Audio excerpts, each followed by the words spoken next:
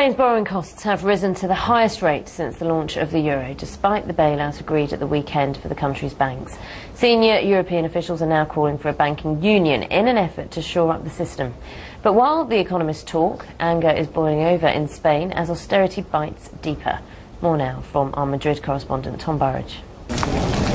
There is anger in Asturias, in northern Spain. They're miners fighting government cuts. But as things escalate, they resemble a rebel army.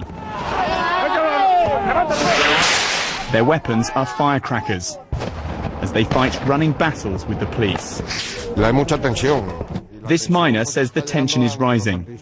He says he's worried that something bad will happen. They block roads and disrupt rail lines.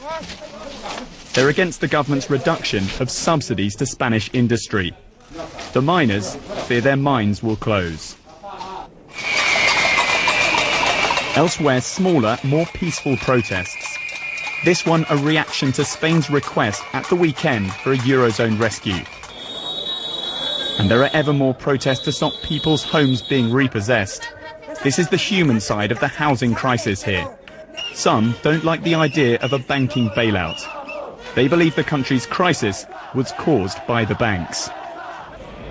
So far this week, investors have shown more uncertainty over Spain as the details of the country's bailout are worked out. Markets are requesting information on technical issues and the details we adopted in the Eurogroup meeting last Saturday. Those details are being discussed and will be agreed. I think there are no problems to achieve the objectives with the agreement adopted last Saturday, and therefore we have to look around with confidence. Spain's bailout will plug the black hole in troubled banks, but the 100 billion euros made available will add to Spain's public debt. And analysts question whether the government here can really meet its tough target for reducing its budget deficit, something only made harder because the economy here is in recession.